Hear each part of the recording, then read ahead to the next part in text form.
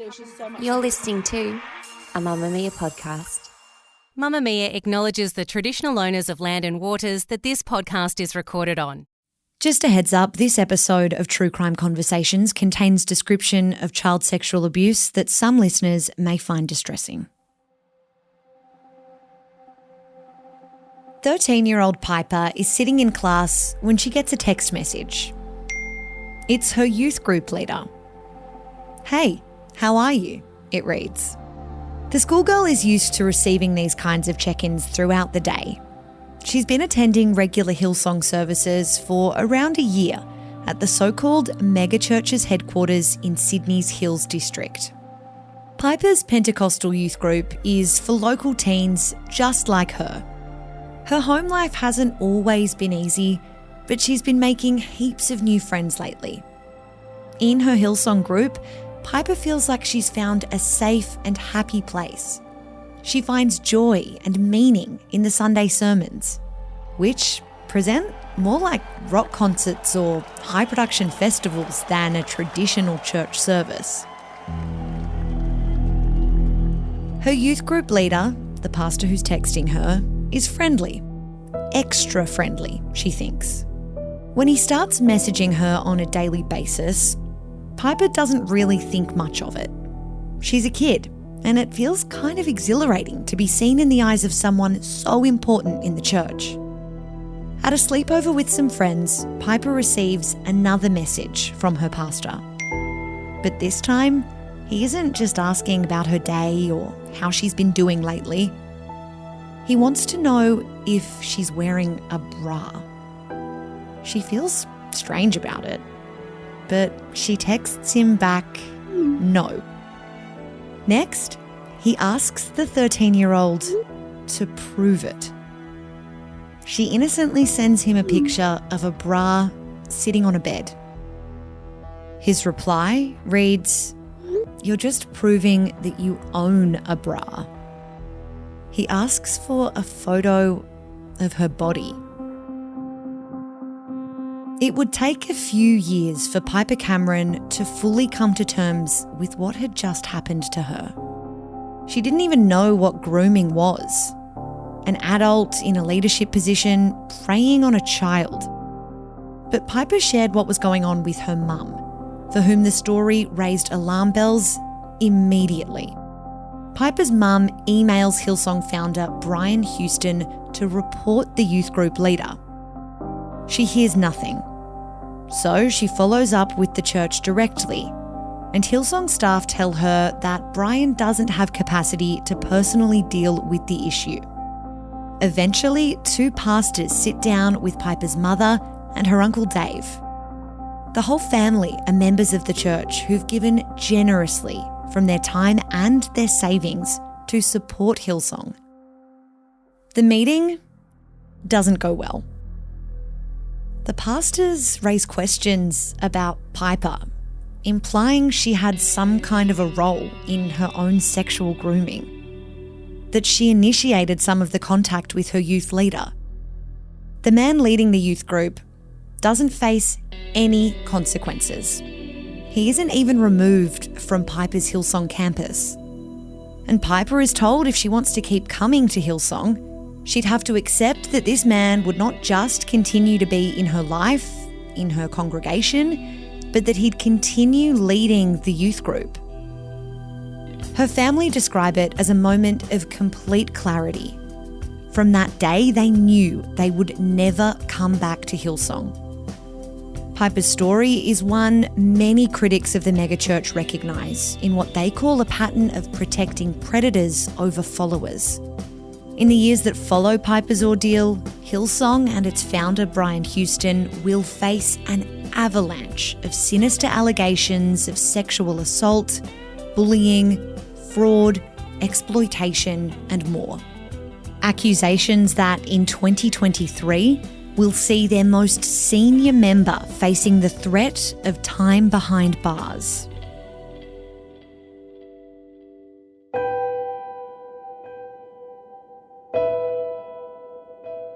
I'm Emma Gillespie, and this is True Crime Conversations, a Mamamia podcast exploring the world's most notorious crimes by speaking to the people who know the most about them.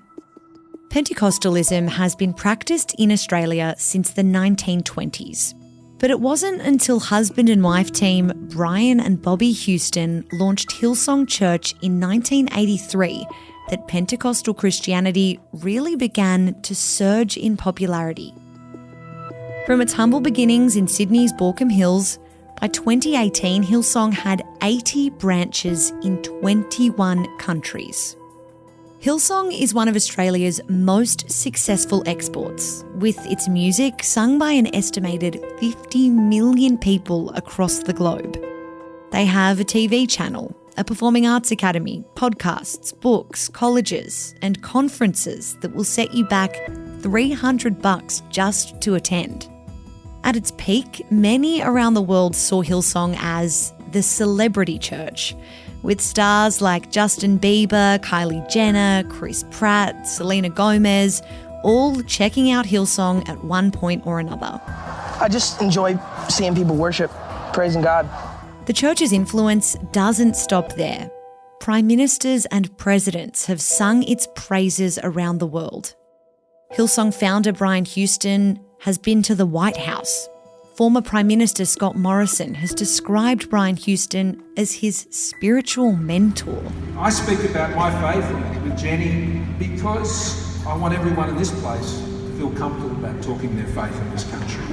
It's not a political agenda, it's just who we are, it's who you are, and wherever you are, you're who God made you. The Hillsong dynasty made $80 million in tax-free revenue in 2014. But after its spectacular rise to international popularity, over the last several years, Hillsong has been dogged by controversy. Hillsong megachurch in crisis mode. Hillsong has lost its founder and global leader. Hillsong church leader Brian Houston has been charged with concealing alleged child sex offences.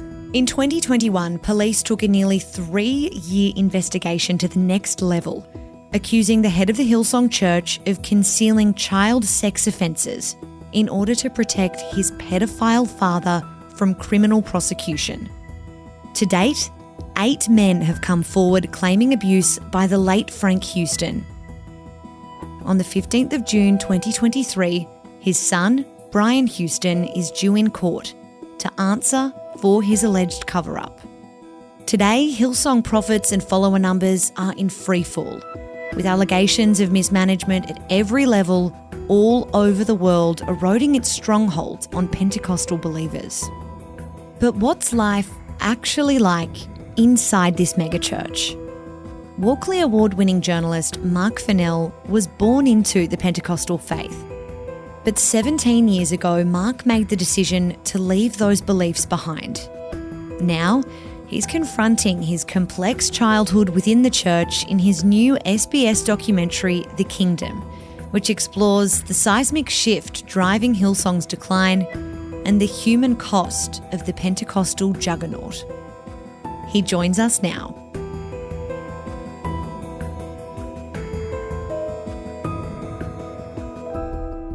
You identify in the doco at the very beginning, one of the first things we hear you say is that you're a dirty heathen. I should get that on a T-shirt, shouldn't I? Yeah, I think that's a merch opportunity. But that wasn't always the case, was it? No. I was born into and raised in a series of big evangelical churches. Actually, I say big because it was all over the shop. And the very first one was a church that was then called CLC, what is now this big behemoth we know as the Hillsong Church. But then there was a whole bunch of smaller ones as well, right throughout Sydney where I was born and raised. And so I've kind of seen the inside of a whole ecosystem of Pentecostal churches, and it's probably worth pointing out that when people talk about Pentecostal or evangelical churches, you always end up somewhere or another talking about Hillsong, but there's hundreds of them around Australia, and some of them are quite big, some of these quite big mega churches. And I think for me, I hadn't really talked about it for a while. Like, I'd actually kind of been avoiding talking about it, and I think when it came up, what I found myself doing initially was sort of almost doing like Pentecostal 101 for the people that I work with, going, well, this one's connected to this one and this one's connected to this one. So it's quite an education. You say that you're kind of ashamed to talk about your time as a Pentecostal Christian. Why? Okay, so I think it comes with a lot of baggage is the short answer to it, actually, because when people realise they have it in your past, what they don't necessarily get is whether you were there by choice. I was kind of born into it and I didn't really have a choice about it. And eventually I chose to leave. But I don't have this big mic drop, something awful, abusive happened to me. Actually, what happened was there was a period of my life where that community that Pentecostal Christianity has was really important. It actually saved my life in a very serious way. Then at the same time, I also kind of felt like a fraud because Pentecostalism is a faith built on feeling, right? If you ever go to one of these services, I mean, they're all kind of the same. Nobody likes to admit it, but it's true. They have these 3 big songs, 3 emotional songs, and they announce all the prayers that were answered that week. Then they ask for money. Then they have the big sermon. And then, of course, like 5 minutes before the end of the sermon, the music starts swelling and it grows and it grows and it grows. And then they have the altar call. Come on down if you want to accept Jesus into your heart. They are the same, right? That emotional roller coaster is so key to people's experience. And at a certain point, I realized I was faking it. I would have this moment where I looked around at all these people that were like either speaking in tongues or having these incredible like connection moments with some higher power, and I felt nothing. And I was like, I don't think I can fake this anymore. There's really only one of 2 outcomes. Either all of these people are lying, or there is a God and he's very powerfully speaking to each and every one of them, and he's looked at me and gone, yeah, not you. And when you think about it, that's actually incredibly painful as a thought, that the power that created the universe is speaking directly into the hearts and souls of those around you, but yeah, not you. And I think the concept of that was just all too hard. And so I just ran away, and I think I've sporadically mentioned it here and there, but what was telling for me is the team that I work with is a small kind of doco team at SBS. They've all known me since I was in my 20s. They've all known me for a really long time. But most of them didn't know that part of me. And they're like, I'm sorry, what? You used to be part of this, what? And it occurred to them that I might be in a good place to tell the stories of both sides of that world. What I don't think any of us predicted was how much I would become part of the story, which is not normally a thing I do. And I wear it very uncomfortably. It was a very unusual, awkward journey. Representing those sort of 2 sides or telling both sides of that story, as you mentioned, did you feel a kind of responsibility? Because I guess what comes through quite clearly in the first half of the doco and that sort of surprised me is that you do want people to know that there are good people in these communities, that there are not necessarily ill-intentioned leaders in all of these communities, and that some people's lives are enriched. I mean, you're talking about a community that like literally millions of people rock up to these churches every week. There has to be a reason. No one's doing it out of obligation. I mean, some people might be doing it out of obligation, but most people aren't. There's millions of people that go to the thing. Why? Right? And I think one of the things I noticed when I was growing up in the churches is that you get 2 kinds of stories about Pentecostal Christianity. Fairly sensational stories that exist on the outside, which are usually about the sex scandals, money, financial impropriety. And let me be very clear, those are important things that need coverage. Like, they are important to talk about.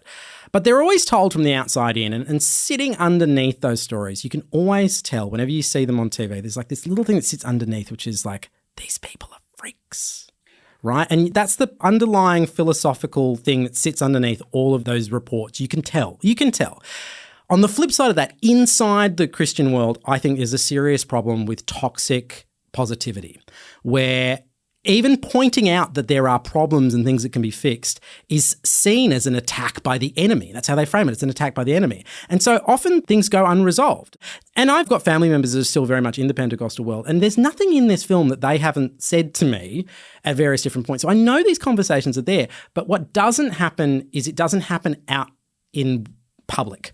So I was like, I'm in an unusual position. I'm removed enough that I can see that there are some of these issues that are unresolved, but I still understand these people. It affects people I know, right? And in some ways, what's actually more important to me is that actual Christians, current believers, watch it, because it's their lives that are affected by it. People on the outside can watch it and hopefully they kind of understand why it attracts people. But I think what's more important is the people that are inside, because it's up to them to change some of the mistakes of the past to make sure that it doesn't happen. Can you do a film that kind of points out the problems in the Pentecostal world whilst not necessarily attacking people's faith? What is a megachurch? You know, we always talk about Hillsong and megachurches, the cultures of megachurches, but what does that actually mean, and how would you describe the culture inside them? I mean, there's a basic mathematical answer to that, which is like, I think once you go beyond, 1,000 people, you're in a megachurch territory. But I actually think it's more than that. There's a vibe shift that happens on the well-resourced churches, right? When you walk inside most megachurches in Australia, like the ones that are at a certain scale, they feel different.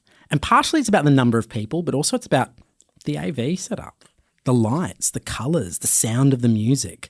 It's booming. It's a party every Sunday.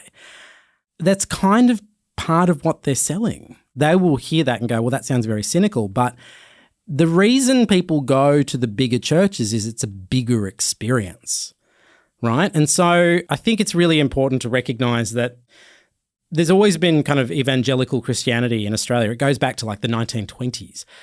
But what the megachurch, and I think it is fair to say what Hillsong really pioneered, is a schmickness and a use of music and lighting to really turn it from a service into a spectacular. And that's what Hillsong pioneered. And now what we see is, over sort of the last 10, 15 years, there's all these other churches that Pentecostalism is pragmatic. If they see something that works, they'll copy it. And so now you see all these other churches that are kind of looking at what Hillsong pioneered over the last 20 years and gone, yeah, we'll do that. We'll get the LED wall. We'll get the lights. And even the shape of the sermons have kind of replicated it. I often say that, Hillsong didn't invent the megachurch, but I think it's possible that they perfected it as a spectacular. And it's also an Australian export. We talk about things that Australians are famous for. It should go like iron ore, education, Hemsworth Brothers, Hillsong, right? This is something. The big four. Like this is something that was started in a shed up in the suburbs of Sydney that has now been exported all around the world. And there has been docos on Hillsong that have been done in America, and they always kind of anchor the American experience. But no, this is ours. We're responsible for the good and the bad of this. It comes from Australia, and it should be told from an Australian perspective. Yeah. When you look at this spectacle of what Hillsong services look like, and from the outside they look like music festivals. There's these huge campuses, enormous venues, music to an incredible standard of production. All I think when I see all of that is, well, that costs money. Yes. That's a lot of money.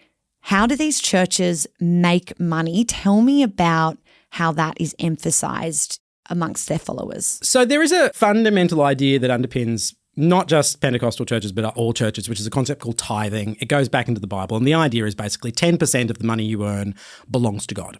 Now, that's not unique to Pentecostalism. That's actually pretty much like Bible-wide. And the idea is that money just goes to the house of the Lord. And, what has, I think, transpired in the last 20 years is they've got really good at point of sale. You can do tap and go. The little bag where you put your cash in, that doesn't exist anymore. You can tap and go. There's an app. There's a QR code. Like all that stuff has grown. So there's a baseline understanding that 10% of your income goes to the church, right? Now, that exists everywhere. The accusations that I think are valid is the way money gets talked about in Pentecostal Christianity can be quite manipulative.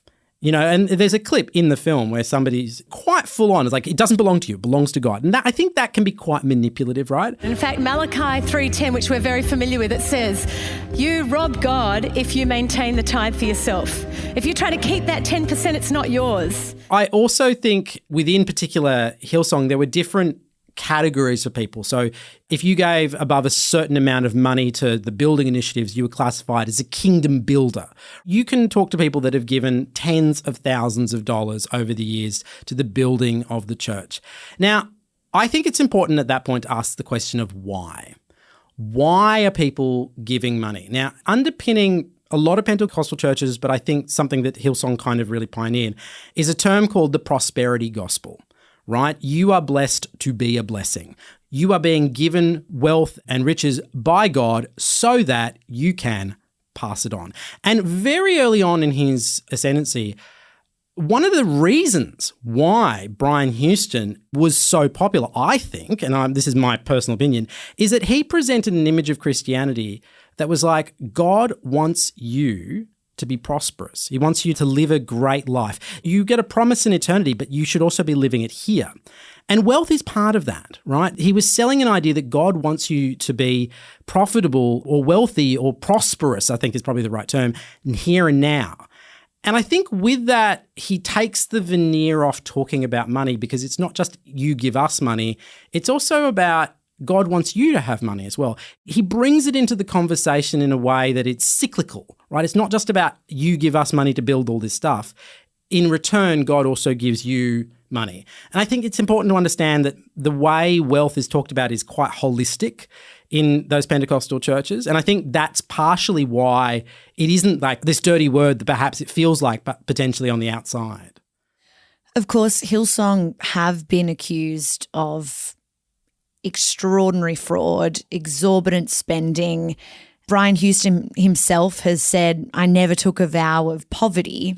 But when you look at this expectation on followers to sacrifice certain parts of their salary, you know, humble families who maybe can't necessarily, in theory, away from faith afford that, what do you think that tells us about Brian Houston, the man, and the culture of Hillsong? Without having sat down and spoken to him myself, I'd be wary about making a psychological assessment of the man. And, you know, he's also facing some court charges about some other stuff at the moment. So I tread very carefully on Brian himself. What I've observed, not just from him, but a whole bunch of Pentecostal leaders in similar positions, like positions of enormous privilege and wealth over years and years and years of doing ministry, is I do suspect there's something of a disconnect, right? Their life experience at a certain point becomes so vastly removed from the life experience of those who they are ministering to the point that I wonder if that level of wealth becomes so normalised that perhaps they don't realise. Now, that's me being extraordinarily generous. Like, let's be honest, it's being really, really generous. But I don't have any evidence otherwise, right? I think if you're positing wealth and material gain in the context of a higher power, if I have it, God must have willed it to be. If it has come to us, that is God's will, right? You don't have to defend that. Like, you don't have to be sorry for your Rolex if God's willed you to have a Rolex. Yeah, I guess the interesting thing about introducing God into the mix is it's actually externalizing some of your own choices and some of your own consequences. So if things go well, God. If things go badly, God has plan. And you can see how that does interesting things to people's sense of accountability, I would imagine. And I think you can see how it makes it easier for them to feel like it's not due to my choices, my behaviour. The problem, I think, with that is that, you know, there are structures that have been put in place at megachurches for favourable tax structures and stuff like that. And I don't think you can pretend like God's writing tax code for you. And again, I should say, this is not a specific Hillsong thing. This is a Pentecostal-wide thing. And also, if you're reorganising your organisation for favourable tax status, I'm not sure you can then turn around and like invoke the God defense.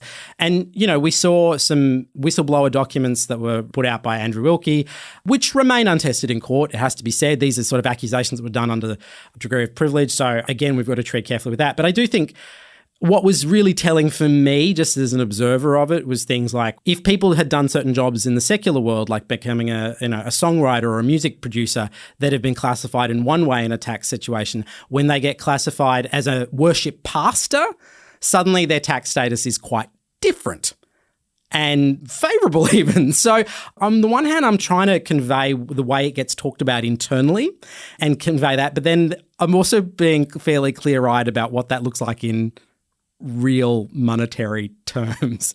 There's financial and physical and emotional reality, and then there's perception. And sometimes those things don't match up. If we look at Pentecostal megachurches more broadly, you know, zoom out a little bit, and anywhere where there is a significant follower base, there is significant wealth, and usually, if we dig a little deeper, so far we have found corruption and abuse in those places. Why do you think these environments seem to be breeding grounds for abuse, for people being taken advantage of? Well, that's a complicated one, because I think anytime you've got highly centralised power, I think you've got a breeding ground for abuse. Right? Anytime where behaviour of people in power can be couched in like deity-like status. I'm not like nobody in a Pentecostal church believes that the pastor is God. Like I'm probably framing it wrong, but I think But they are kind of framed as rock stars. Like they're absolutely framed as rock stars, completely. But I think it's more that they're there with a higher purpose, and I think sometimes that masks some behaviours and expectations on volunteers and money givers that actually, when you look at it in the cold light of day, you go, hold on. That feels like exploitation. So I think whenever you've got highly centralised power structures, whenever you've got a lack of transparency, and I think lack of transparency is probably one of the bigger ones, because I think and this is something that Hillsong's current management have really had to grapple with, because it is under new management right now, and they're always at pains to point out, well, we're not the same church we were 15, 20 years ago. And my answer to that is, great, prove it, talk about it, come out and explain it, which of course they don't do. I'm sorry, but I think that's just, given the history of what's happened in that place, I don't think it's good enough for them not to get up and talk and be honest about it. It's one thing for them to talk about it put out statements through their PR companies, right? It's one thing to do that. But actually, if you're going to execute the argument in public that we are not the same church we were 15, 20 years ago, quite frankly, prove it. Come on out and talk about it. I'm not saying that you're wrong. You may well be, but I think you can't really pretend like you're being hard done by if you don't come out and talk to people when they come asking. And as yet, they haven't. My film is one of quite a few documentaries about Hillsong, some of which are more aggressive than others, but I think they should participate. I think they should participate, frankly. Do you think the survival of megachurches, Pentecostalism, is dependent on that transparency, that openness, that willingness to sort of share? When you look at the kind of old line of, well, if we deal with it internally, that's better for the brand, even if that's illegal. As long as the people rocking up on Sunday or going to the connect groups during the week, as long as they feel like their cup is being filled up, I don't think the Pentecostal church writ large has anything to worry about. I'm not saying that's a good thing, by the way. I think transparency is good. I think transparency is required, right? But as long as people rock up and feel that their cup is being filled up on a Sunday, the mantle of, who's the biggest, most important Pentecostal churches in Australia and the world, that may change from a Hillsong to a C3 or to a Kingdom City or whoever. That may move around. It may become disaggregated. They may not be one winner. I think those dynasties will shift. But as a kind of I guess for lack of a better term, a brand, an industry, a movement, I don't think it's in danger because they're all so similar. They'll just move. And we know that because in the city that birthed Hillsong in Sydney, all of these other churches, many churches who kind of lived in the shadow of Hillsong, they're moving in.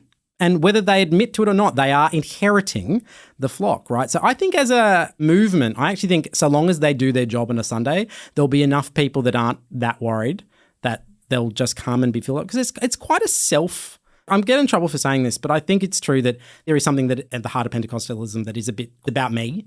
It's about how I feel. It's about how I'm filled up, my relationship with God. That's not to suggest there aren't incredible kind of communities and a sense of belonging that form there, but I do think it's about you and your feelings. And I think that is probably why it's worked, but also it kind of highlights some limitations in the broader movement. Whereas as long as you keep filling individuals up, you're probably going to be okay. We know how these churches can enrich the lives of their followers, can fill that cup, as you say. But we also know that there are people who have had their lives ruined. And some of these people, you talk about their stories in the documentary. Is there a common thread between those experiences? What can you kind of tell me about the people that do fall into that category? The one thing that stood out to me with talking to victims and survivors and people that have had to rebuild themselves after their experience with Pentecostal Christianity is a lot of them didn't realise it was a problem until slightly too late. There's a real frog in the pot situation that happens here where you're in the pot and they gradually turn on the heat, and it's only when the water is boiling that you realise something's wrong. Whether that's about how much money they were giving, whether it's about how much time they were volunteering and what it was doing to their personality and mental health, whether it was how much people felt like they were being exploited. A lot of them didn't realise until it was too late. And one of the reasons why I think people didn't realise is because you're constantly being reminded that what you're going through, it is for a greater cause. It is for the kingdom. It is for something bigger than you. And I think when you are working towards a goal that's bigger than you, sometimes it is easy to lose a sense of what is healthy and what is reasonable. When I grew up in Pentecostal Christianity, we were always told we're the underdog.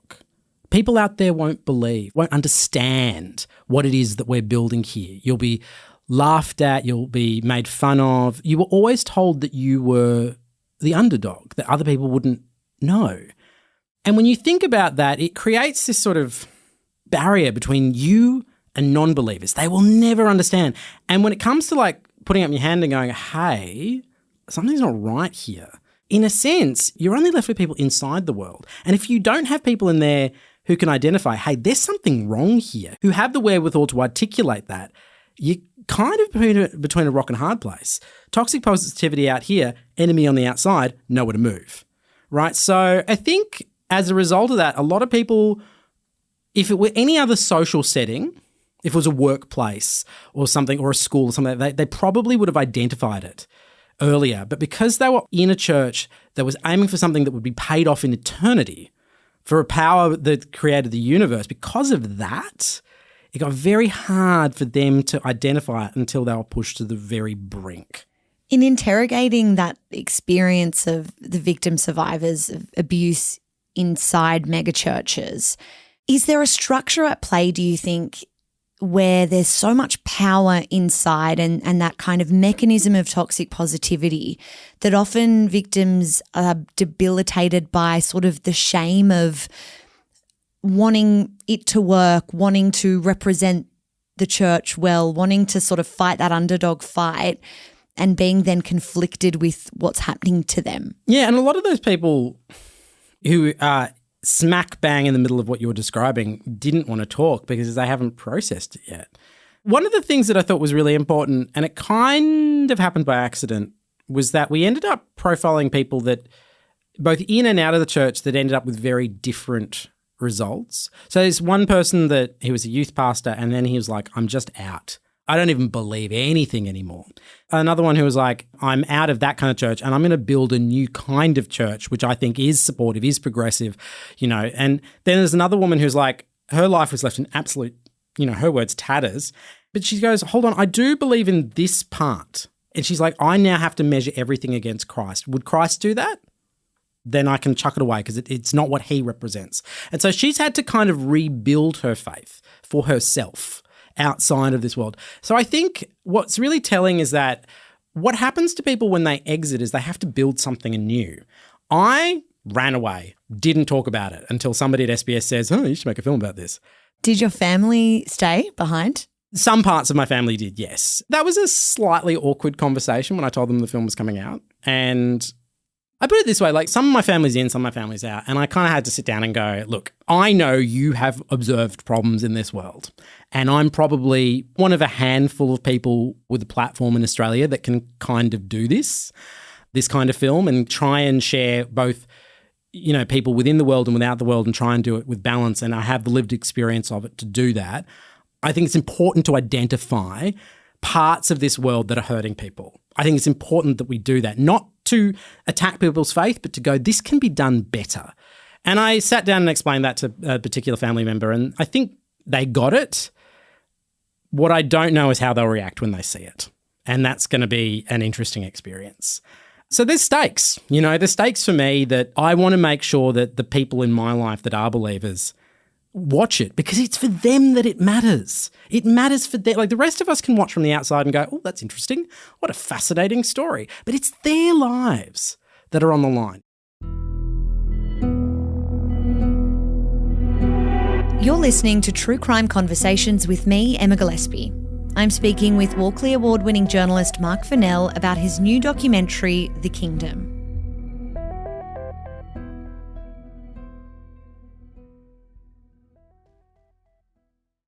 From the very beginnings of how these megachurches would play out in Australian lives, New Zealand, Frank Houston, obviously we have to talk about the father of Brian Houston. He has passed away, but we know now that he was a pedophile.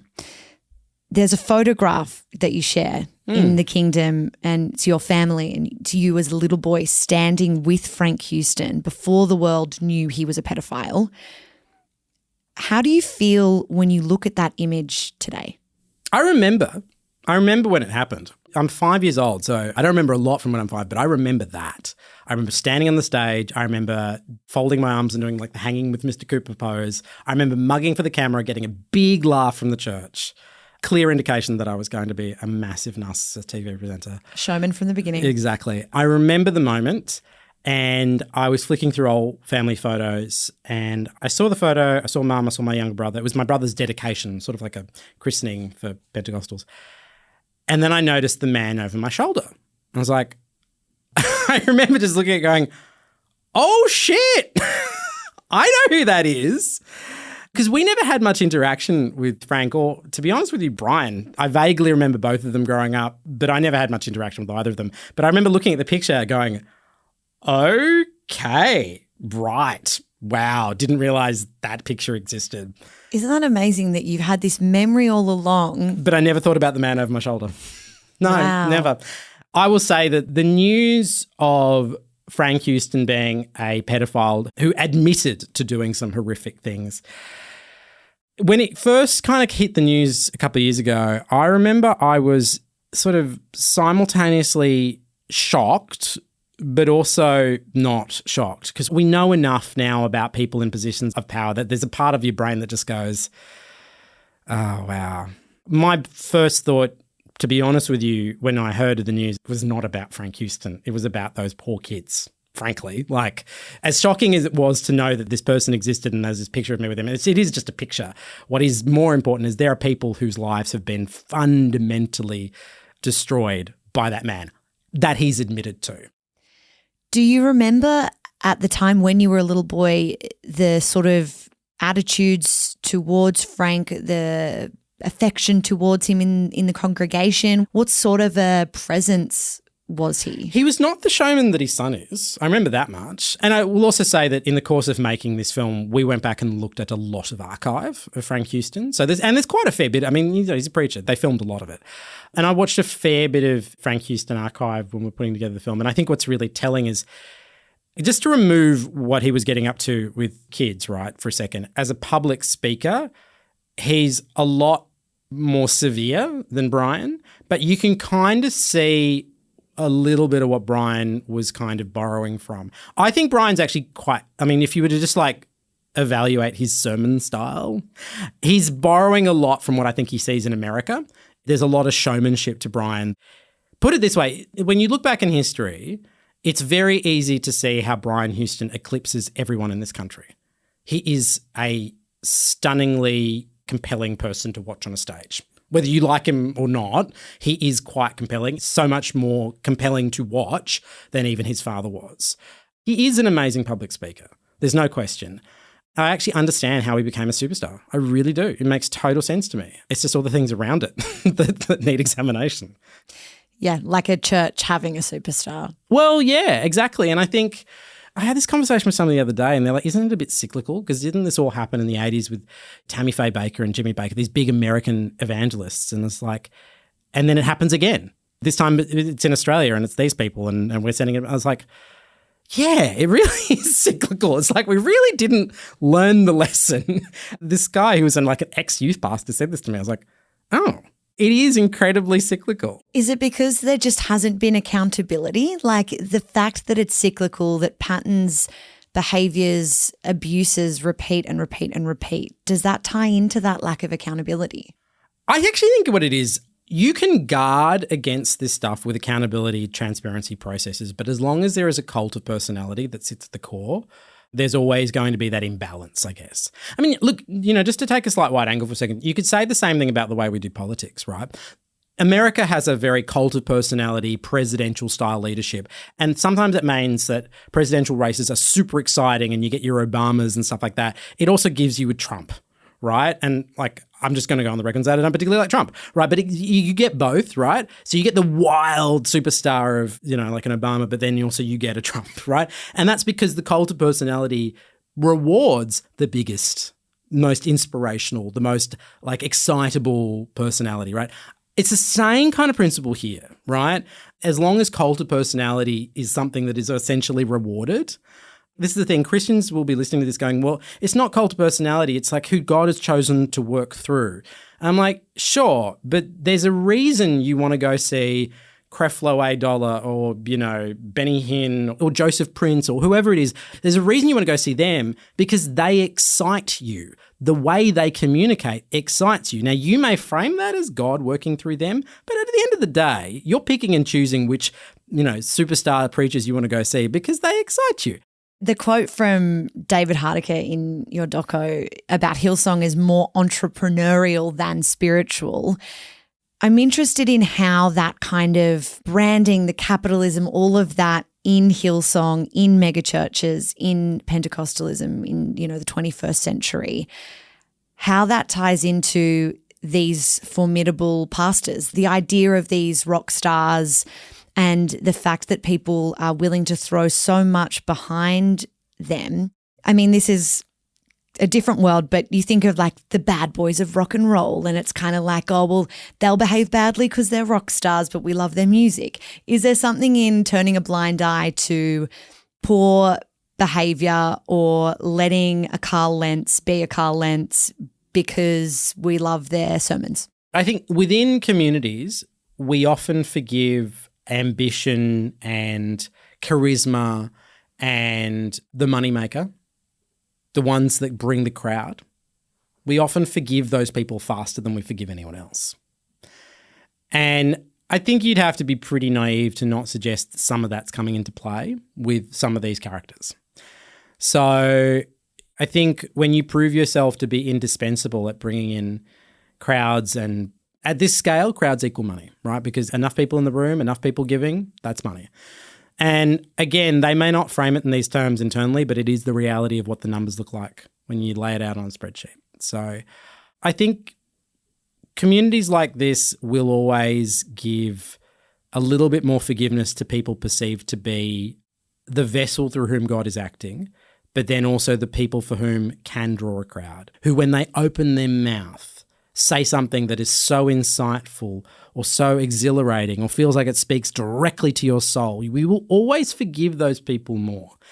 For some of these people, it seems like maybe that charisma blinded them to some real issues. In a lot of these cases, people were pointing out problems and they were ignored. Like people were pointing out problems when Brian Houston took control of the AOG, which was the sort of the overall body. There were people kind of campaigning against it back then. So it's not like people haven't been talking about these issues right throughout the ascendancy of some of these characters, like your Brian Houstons and your Carl Lentzes. People were talking. The question is, why weren't people listening? Or at least not listening enough to change the trajectory of history. Yeah, I think it was 2014 that there was a Royal Commission inquiry into child sex abuse, and Brian Houston spoke in that inquiry, and he said that his father described his abuse as far as sexual abuse goes, it was on the lighter side. Now, Brian doesn't say that that's what he thinks of that abuse, but he does say that that's how his own father saw his own abuse of children. That was 8 years ago. This is all coming to a head. We have a court case looming June 15.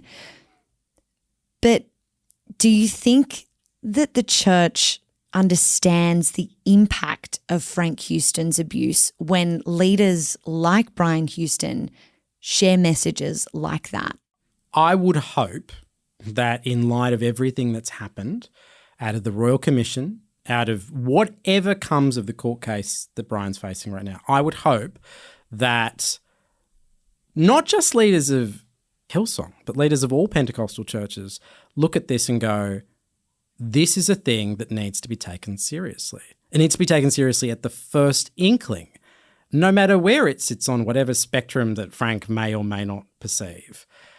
I would hope that all churches look at this and learn the lessons of what's gone horribly, horribly wrong here. And if they don't, that is a far bigger indictment than anything I or a film can say. As someone with such a unique experience of, being inside this world, outside of this world, with your journalistic experience, Brian Houston is in the middle of a criminal trial for concealing the crimes of his father. But just recently this year, he preached in New York and he was speaking about what a star preacher his father was. And he framed the persecutions against Brian because it is worth saying he's lost a lot. You know, Hillsong has nowhere near the numbers that it used to have. There are a few hundred maybe that'll show up on a Sunday in the Hills district of Sydney as opposed to a few thousand just a couple of years ago. But he frames his persecutions as a demonic attack, that there is a higher, evil, more sinister power working to bring him down. How do you feel when you hear that, when there's that complete lack of accountability and it's, I haven't done anything wrong, but the devil is working in his way to ruin my life? I mean, accountability with Brian is an unusual one because he's given quite a few statements in the immediate aftermath of when he was removed from the leadership of Hillsong. He did offer some kind of more meaningful statement as to what he did wrong, but in a very sort of like carefully scripted fashion. But you're right. He's been doing speaking appearances right across the US and different parts of the world. He did one here. He did an evening with Brian and Bobby. Bobby's Houston is his wife, and also a significant pastor within the church herself. My impression from watching Brian speak is one thing that he's really good at, and he's still doing it, and that's speaking. I'm not going to psychoanalyze him from afar. I don't know him, but the sense I get is the way he would frame it is like, we still have something to give, right? He probably feels like he's still got something to offer. And the thing is, in a sense, he's kind of right because churches still will have him and people still absolutely rock up to those churches. Like they always stream them online. You can see the crowds, right? They're there. I spoke to a woman in Arizona who went to go see Brian and Bobby speak in Arizona after all of the headlines had come out, right? So she knew all of the stuff that had come out, but she still went anyway. And then she had like a fangirl moment, seeing Brian and Bobby. And then I asked her, like, how do you rationalize that against what you know? And her argument is like, well, people do bad things under the influence of prescription drugs and alcohol, and that could happen to anyone. And it's like, that's true. I mean, sure. But you reach to minimize for a person that they feel has invested so much in them personally. Like if somebody says something that fills up your cup, you're going to defend or you're going to minimize or whatever it is you're going to do. Like we gave space for her to give that perspective, but I think it kind of highlights how we defend people who make us feel good. So, when I watch Brian, just to come back to the core of your question earlier, when I watch Brian and Bobby speak now, it looks to me like they're behaving like nothing really happened. And then I think maybe in that room, on that stage, in front of that group of people, enraptured watching them, maybe nothing does change for them. It comes back to what we were saying earlier. When things are going well, it's not because of you or because of how you structured your tax arrangement. It's because God has decided you're going to be profitable. If that's the case, then I suppose the inverse has to be likely too, that when bad things happen, it must be because the enemy is attacking you, not because you necessarily have done anything wrong.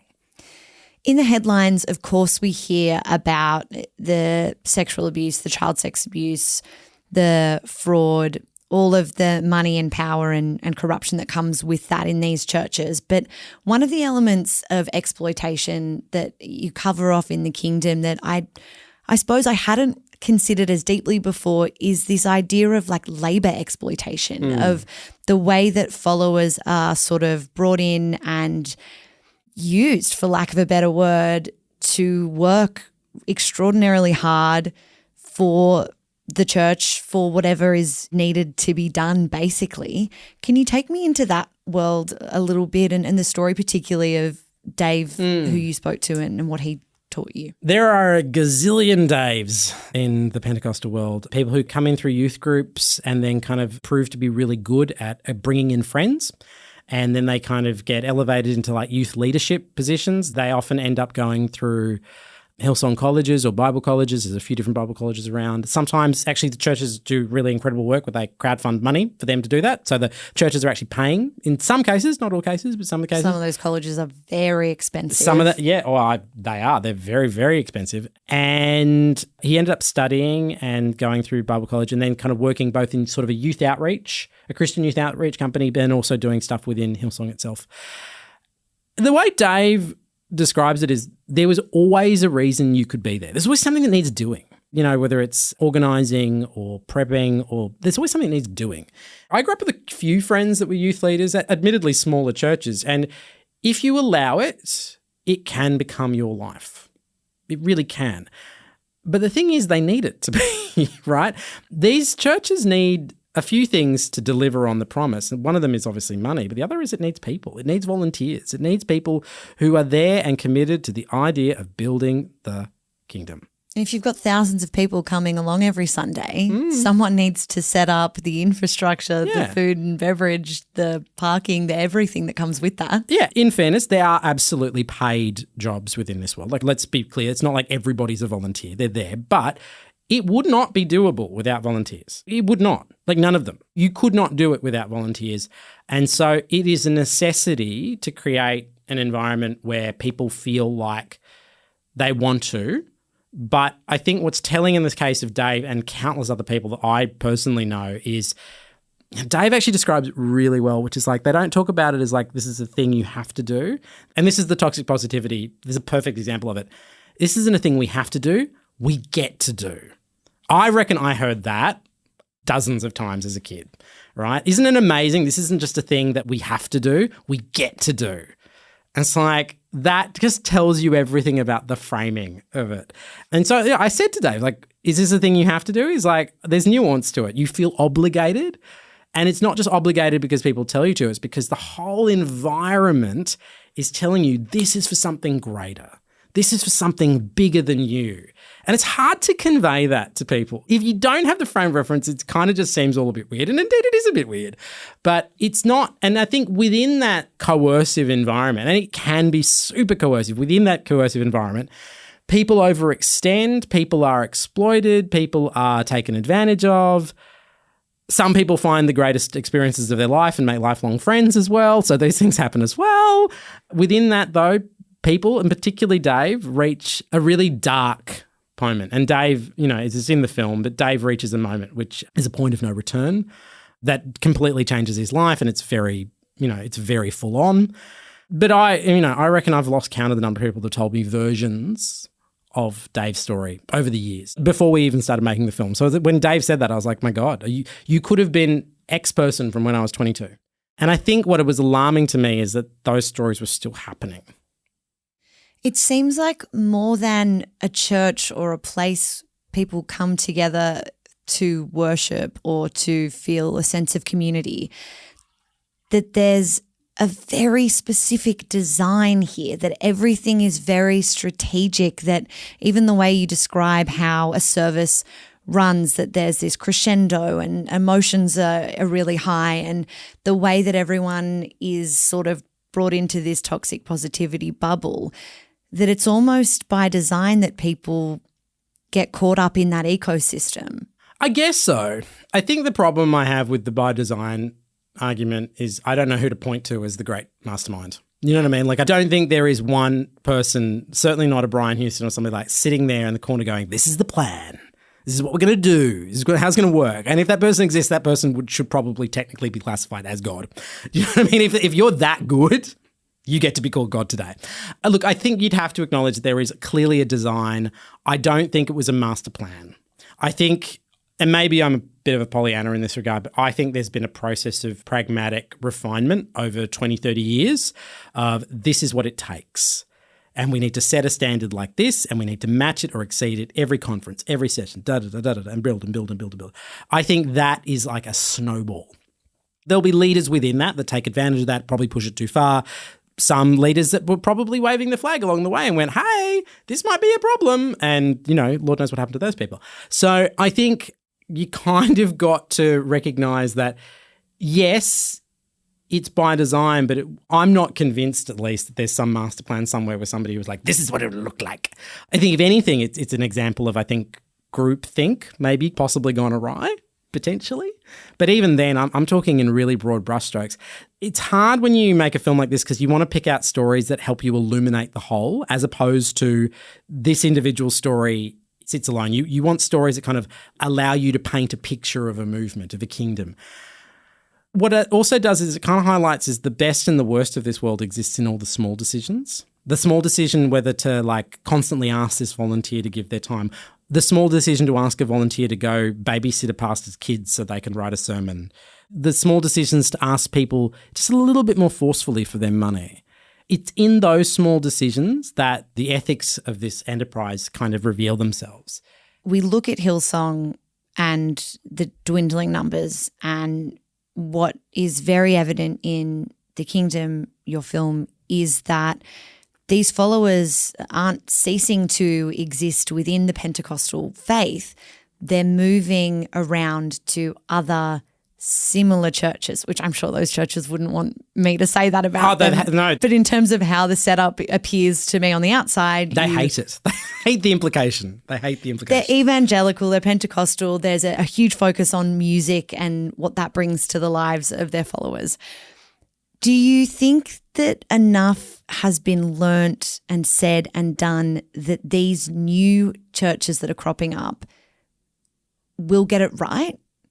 Or do you worry that there's a danger that, that they're just micro Hillsongs everywhere all around? Yeah, I mean, David Hardacre in the film, he does say, I worry that the Hillsong imitators are also Hillsong waiting to happen again. There's a terrible cliche that all news reports end with. Once you hear it, you'll notice it all the time, which is when a news reporter doesn't know how to end a package, they always say, something, something, something, time will tell.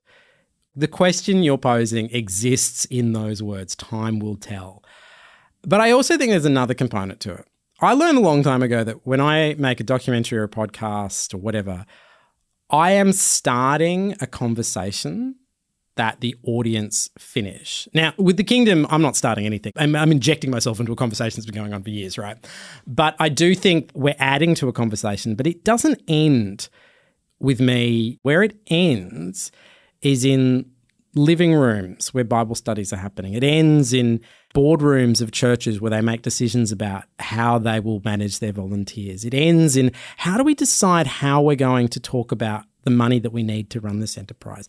That's where it ends. It ends in those conversations. So I think there's a recognition that when you make a film like this or any of the documentaries I make, that I'm not concluding anything. I'm pushing something forward. I'm presenting a whole array of opinions together, including my own, it has to be said. So I'm not exactly clean skin here, right? You're starting something and you're propelling something that you don't get to finish. And I eagerly await seeing how whichever churches inherit this kingdom move next. How do they make sure that their people that are drawn to them, don't suffer the same way that so many others have? That is up to them. It might end in a courtroom on the 15th of June. Aside from, what Brian Houston is accused of doing, what do you think a guilty verdict might mean to those followers? For the people that you've spoken with, it's a great question, who have been hurt by Hillsong or who still believe in Hillsong or who are finding their way in, a post-Hillsong faith? It's a really good question. The experience will be different for different people, right? I think there'll be a lot of people, and some of it's already in train. There'll be a lot of people who would have idolised Brian and Bobby, who have been in sort of a process of separating that idolatry from their faith and going, oh, hold on, that person fed so much into me and my soul, but now the relationship is different. I can't follow them or I take them differently. There'll be people that essentially abandon them. And you can tell in their preaching on his America, Everything's Okay tour, he's even talking about the sense that he's been abandoned by some people. You can tell. So there's going to be people like that. The people who I find most interesting are the ones that have been in this world for a really long time and they've sort of gone with it. They've gone with the whole structure of it and they've been sort of subsumed into the world for decades. And now they're actually being asked to do something that's very hard, which is pick and choose which parts, build a faith anew. If you step through the world and believe that there is an awesome power that created the universe, created you, designed you, every inch, every fiber of you, if you believe that, then you are now faced with the proposition of rebuilding your relationship with that power. You used to do it through this very prefabbed, effective, emotional roller coaster that would give you banging hits and emotional songs and bring you to tears, and everything was lubricating you up to God, right? But what happens to you now if you go, I have to rebuild that relationship without that structure, without that prefab thing? And I think those are the people I'm most interested in, the ones that go, hold on. I still believe, but how do I get there? And building it from scratch, I find those people most interesting. Because I think one of the things about Pentecostal Christianity that like no one likes to admit, but in a sense, because that was so effective at giving people the emotional high, people kind of get caught in the emotional high. And I question if they do believe in something beyond that. I sometimes question whether they ever get beyond the emotional high or if what they're experiencing is just the emotional high. Now, I'm operating from a position of a person that never felt it. So there's clearly something I'm missing, so maybe it's more on me than them, but I like seeing people make decisions for themselves about who they want to be and picking up the pieces of the trauma, the money, the years spent and building something new for themselves, because that is hard. It is brave. It is courageous. And the people at the end of the film, I think they are brave and courageous. Not only are they building themselves up again, they've chosen to do it in public by talking to me. And that's bloody hard because lots of people said no, let me tell you, right? So to the people that did agree to be in the film, the Sues, the Daves, the Shanes, it was bloody hard for them to do this in public, and they did it for a reason. They did it so that other people would know what it was like and could make choices for others that hopefully stops other people from getting themselves hurt. So those are the people that I actually think are heroes.